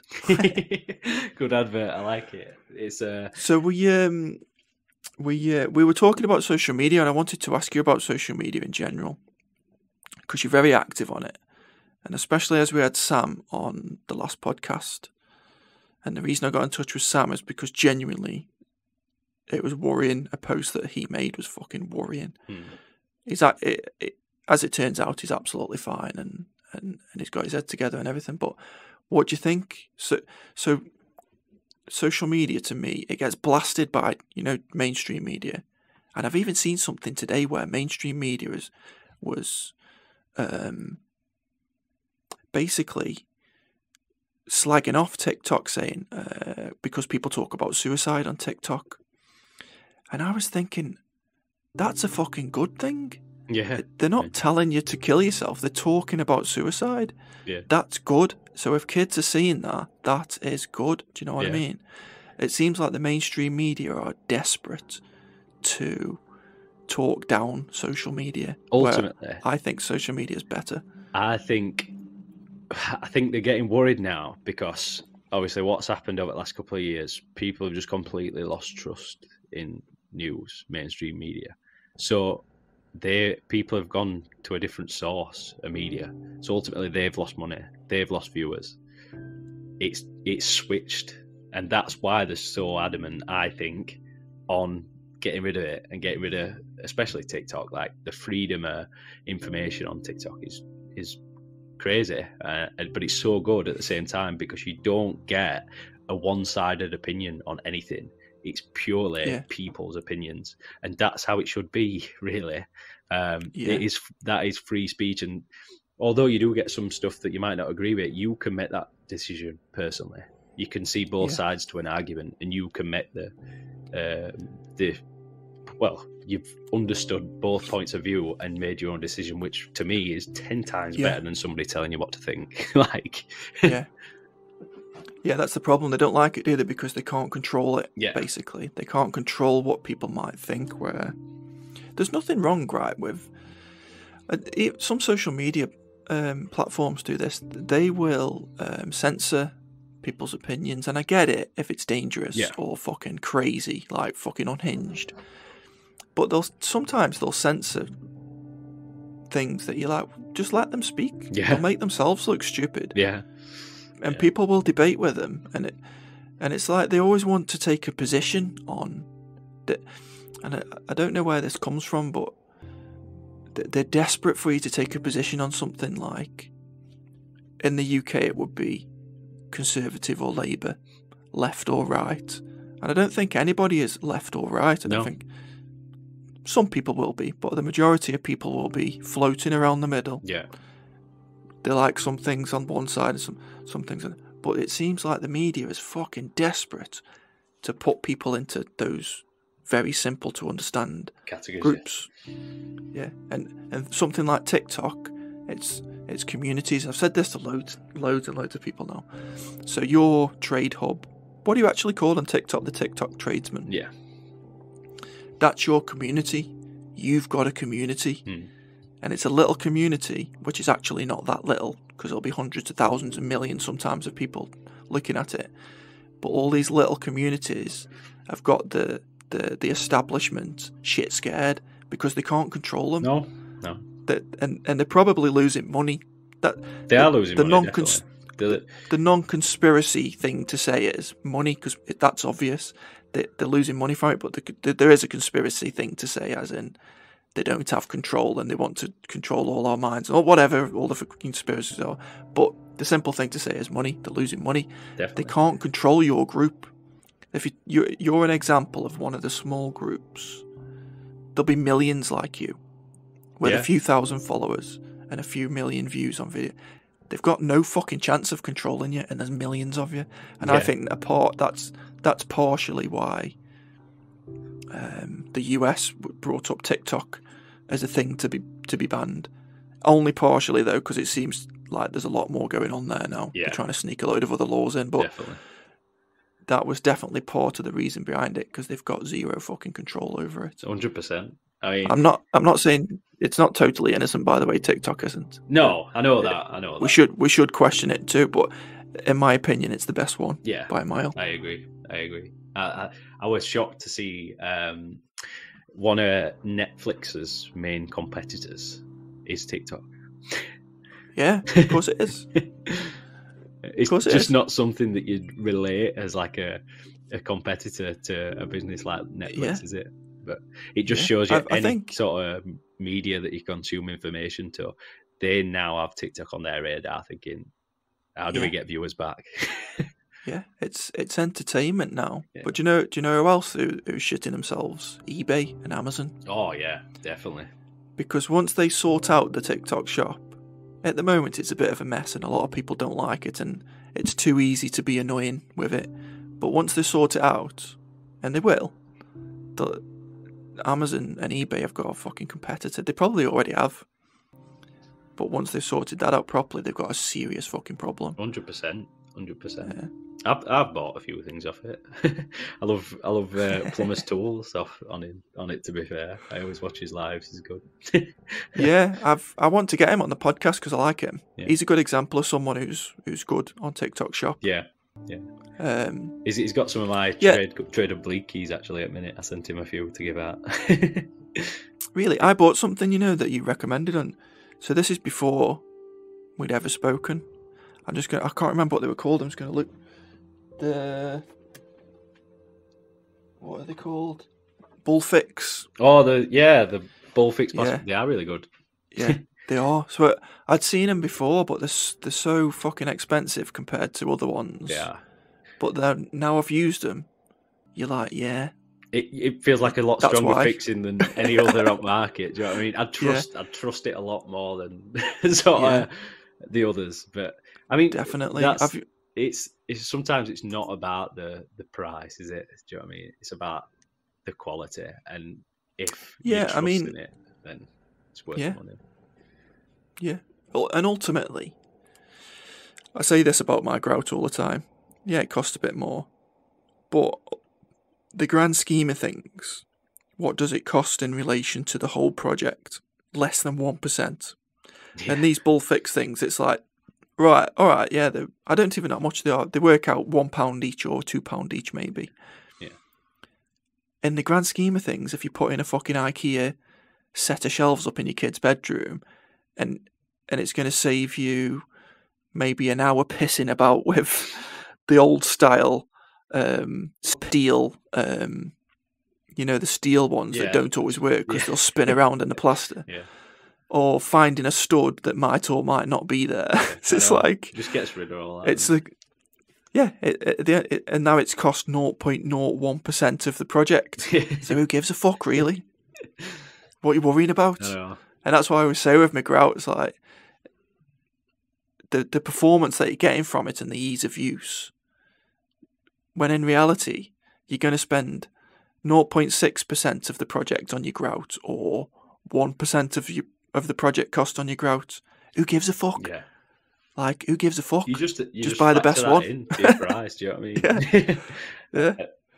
So, and like I said, when it comes down to that amount of money being added onto your price, like, it's not even going to make a difference to customer, and they're going to get a better quality finish. Yeah. So, yeah, it's not worth thinking about, mate. So yeah, the before we'd even spoken, I was using your one of Hidden Gems. What do you call it? I forgot Hidden Gems. Yeah, I forgot what it's it was not called. Actually definitely brilliant. It's not definitely on it because there's two that are in a bit of a competition at the minute. I'm using both. So there's Baltic and there's Grip It. And at the moment I'm really torn. So I'm gonna see which one I get on. I may put so on you've both got like you've got a battle going for the best fucking plasterboard. Yeah. Just list them both, mate. I think I probably will. That's a bit unfair. Yeah. Definitely just list them both. I like it.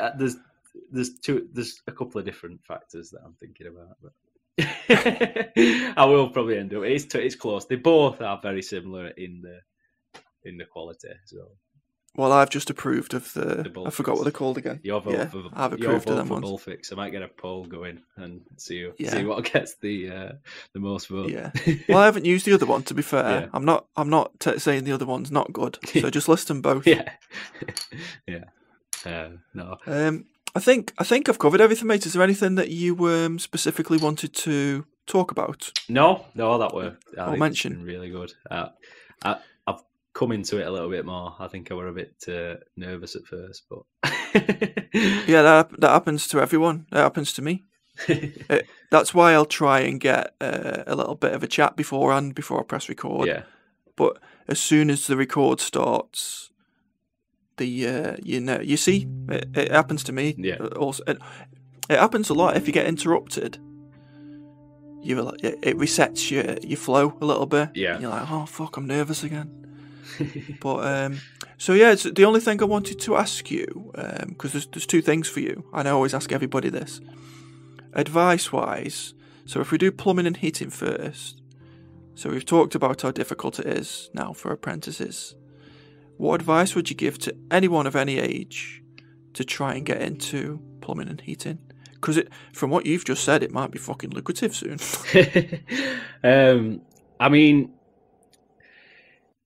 if I'm glad of the training I had, so I'd definitely go to sort of one-man bands to get your training. Like, I really would, because you learn a lot more than just the plumbing side of it, and I think that's a lot more useful.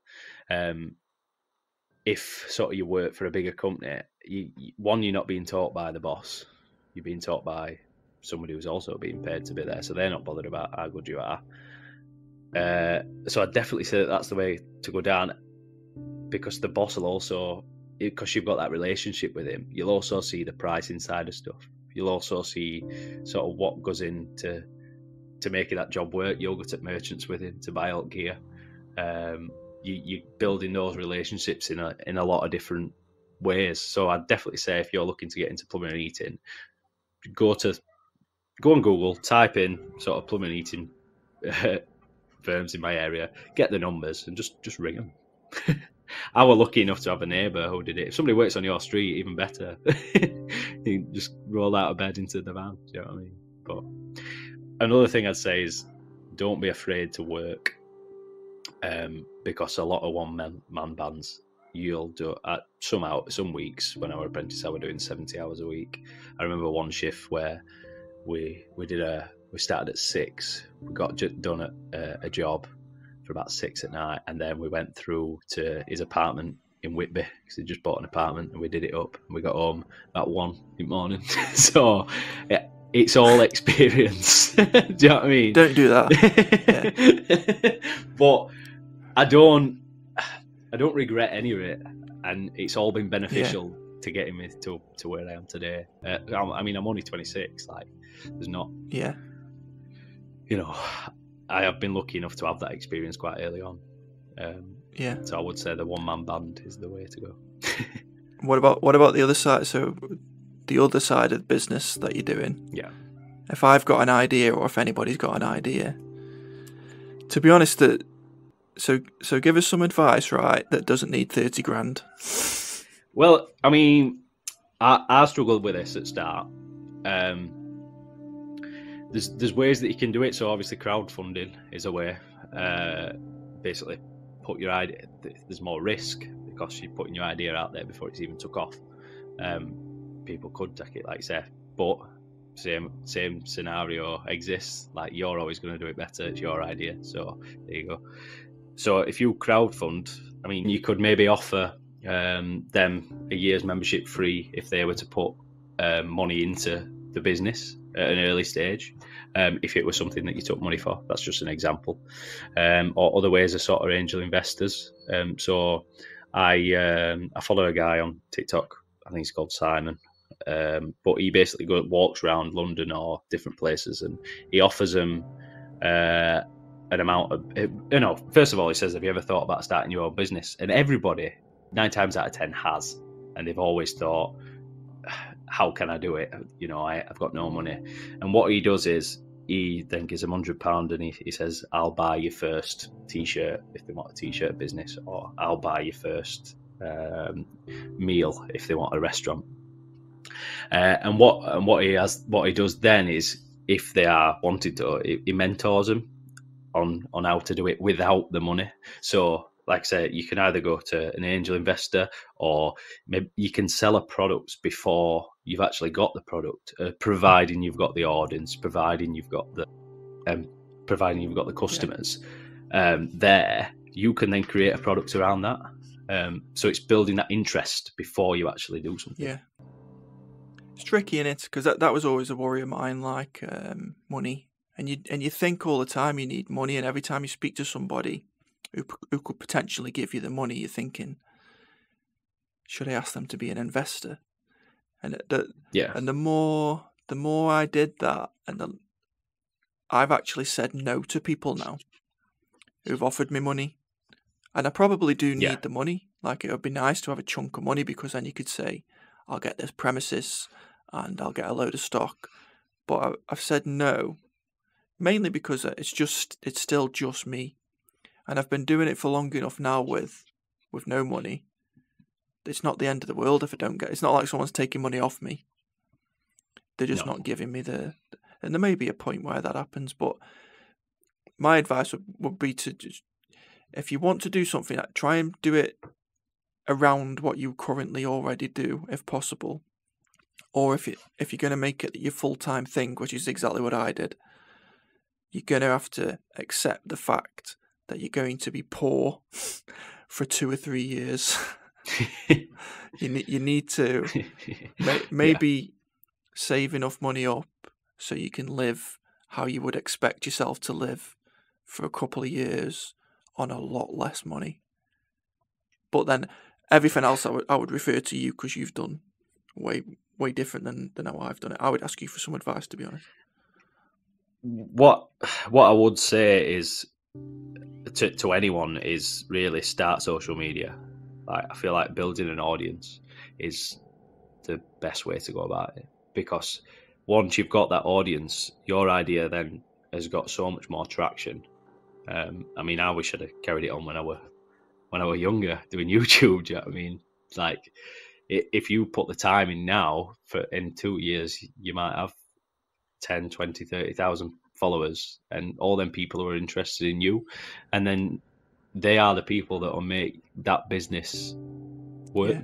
doable, and can Yeah. work. It's funny, because it doesn't work without everything people. comes back to social media. Whatever question I ask, It does. no matter what it may be, this one's about business. Social media is the thing that I can think help. it's the number one tool Yeah. in businesses, in my opinion. Yeah, I wish I'd have known sooner. And to be honest, mate, I don't really have a social media presence. So I've said on a few podcasts that I do this podcast, which to me was a massive thing, really, to talk into a microphone, because I'm a bit of an introvert. We don't put the video out. Mainly, there's no video because I don't want to put a video out that's not worth watching. Do you know what I mean? And I don't want... Nobody needs to see two more people's fucking faces talking bullshit. They can just listen to it, and it's a nice audio. I'd perhaps do a video one day if I could get a good studio and the video would worth watching. Yeah. But also, I don't want to be on video. Not a lot of people know my name. I'm not named Don't Touch the Cat. I won't. It's not a secret, like, but I don't really push myself out there. There's not many social media posts, even through my other business, of me personally. I'm just not there, because I'll often say, like, I don't think I have the what's the word, charisma. I just don't think I'm charismatic enough to stand in front of camera, and I genuinely think that. But also on the flip side of it, I also think it's because I'm a little bit scared of making a video. It's getting over that fear. 100%. I'm getting someone else on the podcast too. I won't say who it is, but he used to be one thing and now he's something else. And he makes videos and stuff. And I saw him recently, and it makes you realise that, you know, when you see someone make a video and they're not very good, or it's unprofessional, you need to cut them some slack, because it's probably been very brave to do that video for them. It's hard. Yeah. And this guy, he used to be a professional. I won't say what it was. When it's his turn for the podcast, it'll be interesting. But he used to be something, and he's something else now. And he made a video the other day, and I saw underneath where he was commenting to say, "I'm getting better, thanks to everyone who supports, because it's really difficult for me to do this." And I thought, for one, he was brave for doing the video then, because he's like presenting his own work. But then also to comment underneath to say, this is difficult for me to do. And that's how me reading that helps me personally, because I don't want to do videos, but I know at some point I'm going to have to. I may do a live stream at some point or something, but him doing that and then commenting underneath, it helps me. So you're right, it's social media again. So if you can get onto social media, follow other people like yourself, take inspiration from them, and just start doing your own thing. Especially if you're young, it doesn't matter if you fuck it up, because you've got years and years and years to do more. It doesn't matter. 100%, 100%. It's all time.